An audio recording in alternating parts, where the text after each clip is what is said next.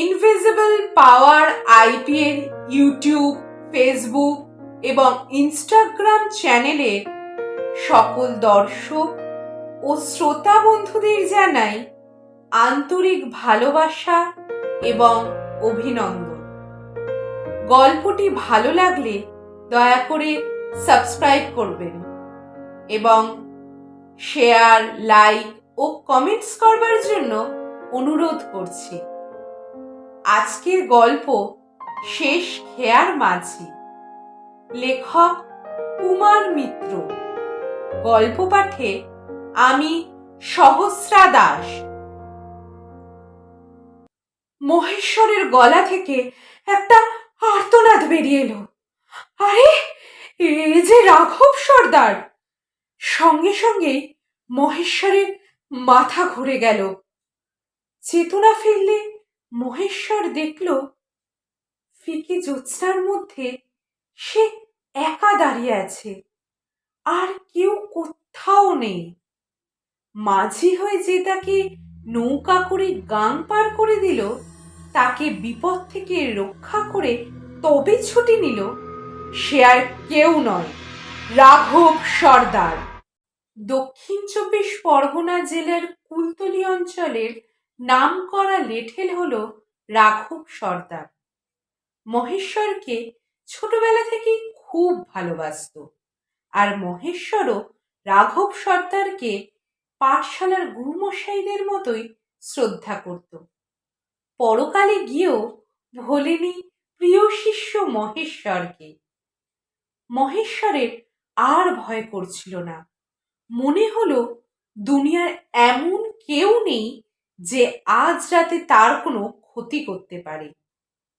কিন্তু হিঙ্গুলপাড়ার হাটের ধারে কাছে একটা বাড়ি না করলেই নয়। গুরু তো আর তাকে রোজ রোজ রক্ষা করতে আসবে না। হিঙ্গুলপাড়ার হাট থেকে মাইল দেড়েক হেঁটে মহেশ্বর যখন চণ্ডীপোতার খেয়াঘাটে এসে দাঁড়ালো, তখন হাত ঘড়িতে দেখল কাটায় কাটায় রাত্রি 10:30 বাজে। খেয়াঘাটে জনমানব নেই, শেষ যাত্রীটিও চলে গেছে। মহেশ্বর একেবারেই একলা। বিদ্যাধরী নদীর জলো বাতাস ঝাপটা মারছে নদীর পাড়ে থাকা গাছগাছালির উপর। মহেশ্বর বেশ একটু ভাবিত হয়ে পড়ল। হিঙ্গুলপাড়ার হাটে মহেশ্বরের একটা নিজস্ব তেজারতির কারবারির দোকান আছে। হিঙ্গুলপাড়ার হাট বসে সপ্তাহে 2 দিন, বুধবার আর শুক্রবার।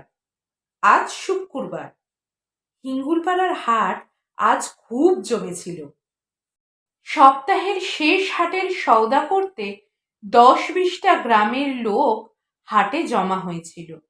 মানুষে মানুষে ছয়লা। খদ্দের সামলাতে হিমশিম অবস্থা। সাধারণত সন্ধ্যে 7টা-7:30 পর্যন্ত হাটের বিক্রি বাট্টা চলে, তারপর হাট উঠে যায়। একের পর এক দোকানের ঝাঁপ বন্ধ হতে শুরু করে। কিন্তু আজ প্রায় 8:30 পর্যন্ত খদ্দেরদের ভিড় থাকে। তারপর গুনে গেথে বিক্রির টাকা সাজিয়ে নিতে আরো 1 ঘন্টা। মহেশ্বরের হাট থেকে বেরিয়ে পড়ার মুখে ঝেঁপে বৃষ্টি এলো। মহেশ্বরকে আটকে থাকতে হলো প্রায় আধ ঘন্টা। বৃষ্টি ইতিমধ্যে সম্পূর্ণভাবে ধরে গেছে। তারপর মহেশ্বর এক মুহূর্তেও দেরি না করে দুগ্গা দুগ্গা বলে হাট থেকে বেরিয়ে পড়েছিল। 1.5 মাইল রাস্তা হেঁটে মহেশ্বরকে চণ্ডীপোতার খেয়াঘাটে পৌঁছতে হবে। খেয়াঘাটে পৌঁছে দেখল নৌকা ঘাটে নেই। নৌকাটা খানিকটা দূরে আখাটায় বাঁধা আছে।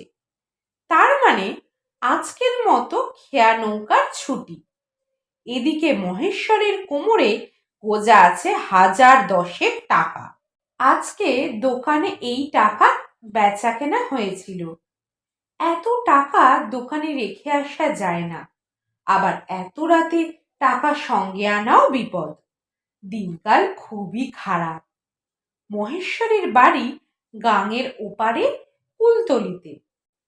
তাও গাং পেরোলেই নয়, আরো মাইলখানেক হাঁটতে হয়। তারপরে মহেশ্বরের বাড়ি পড়ে। চণ্ডীপোতা খেয়াঘাট থেকে কিছুটা দূরে একটা জেলে বস্তি আছে। মহেশ্বর ভাবল, দেখা যাক জেলেদের মধ্যে কাউকে পাওয়া যায় কিনা। এই ভেবে খানিকটা গিয়ে মহেশ্বর হাঁক পারল, আরে পাড়ঘাটে নিয়ে যাওয়ার জন্য কেউ আছে নাকি? কুলতলি যাব। কোনো সাড়া শব্দ নেই। মহেশ্বর বৃথায় কয়েকবার ডাকাডাকি করে নিজের মনে বলল, যা বাবা, কেউ যে সাড়া শব্দ দেয় না গো। এমন সময় সামনের তেঁতুল গাছটা থেকে হুড়মুড় করে শব্দ হলো। মহেশ্বর একটু চমকে গেল। তারপর কারোর একজনের গলার আওয়াজ শুনতে পেল। অন্ধকারের মধ্যে কে যেন বলছে, চলেন বাবু, আমি পাড়ঘাটে নিয়ে যাব আপনাকে। মহেশ্বরের নজরে পড়ল একটা লোক এগিয়ে আসছে। তার খালি গা, পরনে লুঙ্গি, মাথায় ফেটটির মতো গামছা বাঁধা। ফেটটিটা কপালের উপর এতটা নামানো যে মুখখানা ভালো করে বোঝাই যায় না। তবে বুড়োটে ধরনের চেহারা। গাং এখানে বেশ চওড়া, এখন মরা কোটাল নয়। বিদ্যাধরী নদীর রূপ দেখলে মনে সমীহ জাগে। লোকটা আখাটা থেকে নৌকোটাকে খেয়াঘাটে নিয়ে এলো। মহেশ্বর পাড়ের কাদা ভেঙে নৌকোতে উঠে বসল। বুড়ো মাঝি নৌকো ছেড়ে দিল। মাঝগাং পর্যন্ত দুজনেই চুপচাপ ছিল। আচমকা মহেশ্বর বলল, যে লোকটা খেয়া পারাপার করে তাকে তো চিনি, কিন্তু তুমি তো অন্য লোক দেখছি, তুমি থাকো কোথায়? মাঝি বলল, ওই থেকে। এবারে মাঝি বলল, তা কর্তা আসেন কোথা থেকে? মহেশ্বর উত্তর দিল, হিঙ্গুলপাড়ার হাট থেকে, হাটে আমার দোকান আছে। আবার মাঝি বলল, বিক্রি বাট্টা তো ভালোই হয়েছে শুনলাম, হাটুরে লোকেরা বলা বলি করছিল, কিন্তু এত রাত করে ভালো করেননি কর্তা, আমার কাজ বাড়লো আর কি। মহেশ্বর চমকে উঠে বলল, কেন কেন, তোমার কাজ বাড়বে কি জন্যে? মাঝি নিঃশব্দে হাসল, না হলে ঝামেলায় পড়বেন যে কর্তা। আমার আবার কিসের ঝামেলা? ওই ব্যবসাদাররা যেসব ঝামেলায় পড়ে আর কি। বলে কি মাঝি লোকটা, নিশ্চয়ই টাকার গন্ধ পৌঁছে গেছে ওর নাকে। মহেশ্বরের মেরুদণ্ড বেয়ে একটা ঠান্ডা স্রোত নেমে গেল। না না, আর কোনো কথা নয়। মহেশ্বর মুখে কুলু পেটে দিল। কিছুক্ষণ এইভাবেই কেটে গেল। মাঝি লোকটা হাঁক দিল, ঘাট এসে গেছে কর্তা, নামেন এইবার। তাহলে সত্যি সত্যি ফেরিঘাটে নৌকো ভিড়েছে। মহেশ্বর হাত ঘড়িতে দেখল ওই রাত্রি 11:30 বাজে আর কি। ফেরিঘাট থেকে গ্রামের নিঝুম নিস্তব্ধ মিঠো রাস্তা দিয়ে আবারও মাইলখানেক রাস্তা হাঁটতে হবে মহেশ্বরকে। কুলতলি গ্রামে মহেশ্বরের বাড়ি। কুলতলির আগে ছোট্ট একটা গ্রাম পড়ে। গ্রামটার বদনাম আছে। ওখানে এমন সব লোকের বাস যাদের পূর্বপুরুষদের মূল বংশগত পেশাই ছিল লেঠেলি। নৌকা থেকে নেমে হাঁটতে শুরু করলো মহেশ্বর। মাঝির পাওনাগণ্ডা মিটিয়ে দিল। গ্রামের নির্জন নিস্তব্ধ মেঠো পথ দিয়ে খানিকটা হাঁটার পর পিছন টানে একবার তাকেই মাথায় রক্ত চড়ে গেল মহেশ্বরে। নৌকার মাঝি লোকটা তার পিছু ছাড়েনি।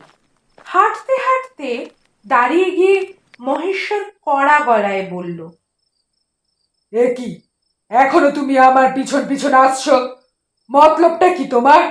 ভালোই ভালোই কেটে পড়ো বলছি, না হলে না লোক ডাকবো। এবারে মাঝি লোকটা বলল,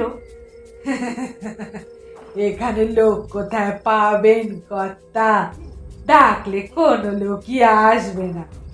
চলেন কর্তা, কোনো ভয় নেই, আমি তো আসি। এই শাহপুরের বটতলাটা পার করে দিয়ে তবেই আমার ছুটি। আর এই রাত বিরেতে বাড়ি ফিরবেন না। রোজ রোজ তো আর সঙ্গে থাকবো না আমি। মাঝি লোকটার কথার মাথা মুন্ডুলে। এই ভেবে মহেশ্বর আর কথা বাড়ালো না লোকটার সাথে। মহেশ্বর ভাবল, একটা আধবুড়ো লোক সঙ্গে আসছে, আসুক। হাতে তো আর লাঠি সোটা নেই, বা কোমরে গোজা কোনো লুকোনো ছুরি বা ছোড়া আছে বলেও তো মনে হচ্ছে না। মহেশ্বর অন্ধকারের মধ্যে একটু জোর পায়ে হাঁটতে থাকে। এতক্ষণে মাঝি লোকটার বলা কথার মাথা মুন্ডু মহেশ্বরের বোধগম্য হল। শাহপুরের সুতার কালভার্টটা পেরোবার পরেই মহেশ্বর যে না ঝুড়ি বটতলায় এসেছে, অমনি অন্ধকার ফুরে জনা ৬-৭ লোক ঘিরে ধরল মহেশ্বর। একজন লোক চিৎকার করে বলে উঠল, এ মহেশ্বর, তোর সাথে যে টাকাগুলো আছে সেগুলো এক্ষুনি আমাদের দিয়ে দে, নয়তো না তোর প্রাণ যাবে, কিংবা দুই হতে পারে। কিন্তু গেল না কিছু। কেননা মুহূর্তের মধ্যে এক অলৌকিক কাণ্ড ঘটে গেল। পিছন থেকে একটা প্রবল ঘূর্ণি হাওয়া ছুটে এসে রেড়ে রেড়ে করে ঝাঁপিয়ে পড়ল লোকগুলোর উপর। সেই হাওয়ার বৃত্তে ঘুরপাক খেতে লাগলো লোকগুলো। তারা টলছে, ছিটকে পড়ছে চারিদিকে। তারপর অন্ধকারের মধ্যে থেকে ভেসে আসছে লাঠি ঘোরানোর সাঁই সাঁই শব্দ, সেই সঙ্গে লাঠি দিয়ে বেদম পেটানোর আওয়াজ। বাপরে, আরে মরে গেলাম রে বলে পরিত্রাহী চিৎকার ভেসে আসছে ঘূর্ণি হাওয়ার বলয়ের মধ্যে থেকে। তারপর ধীরে ধীরে সেই ঘূর্ণি হাওয়ার বেগটা কমে গেল, আর দুদ্দার শব্দ করে লোকগুলো যে কে কোথায় ছিটকে পড়ল তা মহেশ্বর ঠিক বুঝতে পারছিল না। এতক্ষণ মহেশ্বর হতভম্ব হয়ে অবাক চোখে সব কিছু দেখছিল। সম্বিত ফিরতেই মহেশ্বরের মনে হলো, মাঝি লোকটা কোথায় গেল? আরে এই তো সেই মাঝি লোকটা যে একেবারে মহেশ্বরের সামনে দাঁড়িয়ে আছে, কিন্তু আদপুরো ভাবটা কেটে গেছে। এ যে একেবারে তরতাজা জোয়ান, সেই দশাসই চেহারা, গামছার ফেটটিটা কপালে আর নেই। স্থির চোখে চেয়ে আছে মহেশ্বরের দিকে, যাকে বলে একেবারে অন্তর্ভেদী দৃষ্টি। নৌকার মাঝি লোকটার মুখখানা মহেশ্বরের কাছে বিশেষভাবে পরিচিত। গুরুর মানবলীলা শেষ হয়ে সে পরকালে গেছে, কিন্তু পরকালে গিয়েও ভোলেননি প্রিয় শিষ্য মহেশ্বরকে। নমস্কার।